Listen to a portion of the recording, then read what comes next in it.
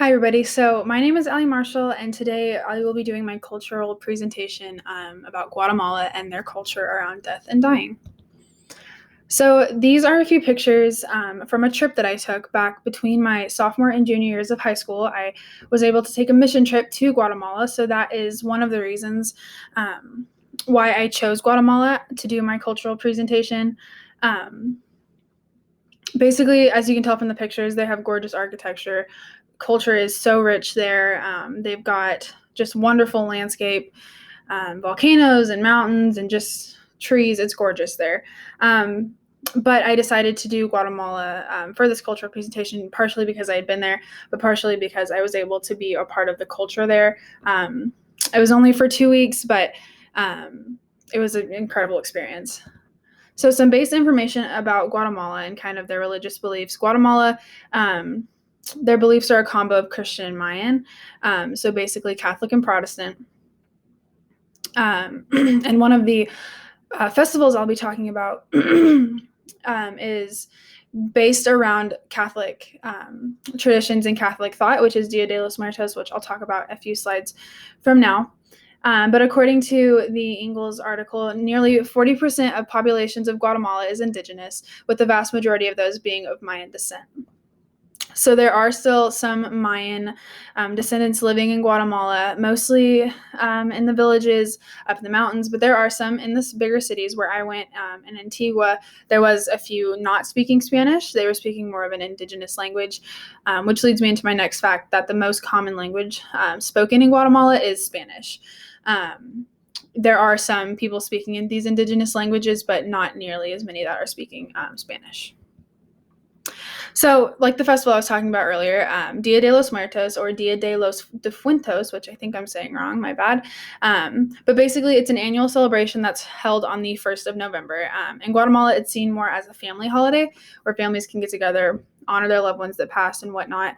But that's why they call it Dia de los Difuntos rather than Dia de los Muertos.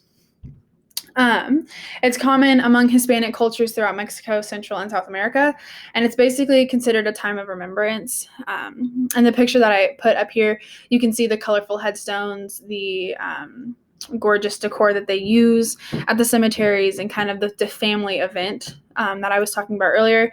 But it is common for Guatemalans to fly kites, light candles, burn incense. They lay out a ton of flowers, which you can see in the photo. But this is just to honor their loved ones that had passed. But like I said, Dia de los Muertos and Dia de los Difuntos, it is a Catholic holiday, and it's connected to All Saints Day and All Souls Day, which has come before and after Dia de los Muertos. But basically, the families just go to the cemetery, they clean the graves, they paint the headstones, all that kind of stuff, which is shown very well in this picture.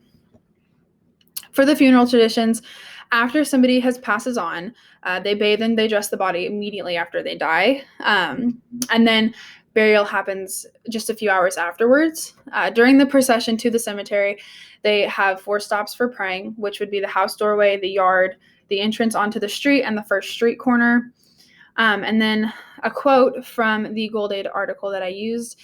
Basically, each stop, they place pennies on the casket to buy, quote, the deceased spirit entrance into heaven. So one thing about Guatemalan culture that I always thought was super interesting, especially around death and dying, is that they're so superstitious.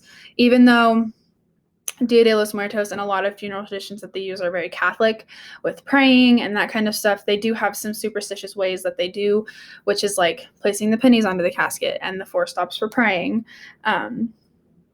It's just another one of those things that make them that they believe will help that spirit pass on properly and not go to another place that's undesired. I would say hell, but not everybody believes in that. So yeah, the burial is a few hours after the person has passed, and then a wooden casket is usually used. One of the really cool things that I got to see while I was in Guatemala is these carpenters building these wooden caskets, which at the time, when I didn't know very much about the culture of death and dying there, I was like, why are they building caskets on the street, like right in the middle of everybody? Like, what's going on?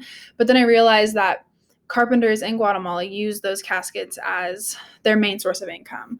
So many people are buying these wooden caskets, which are shown in this picture. So during the burial, it is common to light candles, place items inside of the casket, which is kind of what we do. Some people do in America. Light candles at the funeral. They do the flowers. They place items inside of the casket that was close to the deceased. But in Guatemala, this ensures that the deceased spirit has a quick journey to the next life. It also prevents the deceased spirit from returning and haunting their family, which was found from the Gold Aid article. It's just another one of those things that make them superstitious, like I talked about earlier. Grief is openly demonstrated, and then added to that, adult and child burials are not the same. So at a child's burial, there is no like mourning and grief. There's no shouting. There's no crying, weeping.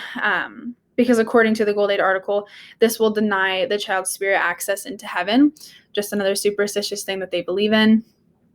But at an adult's funeral or an adult's burial, the crying, the weeping, the screaming, this all can happen. Some people attending the burial may kiss the soil or throw water onto the grave.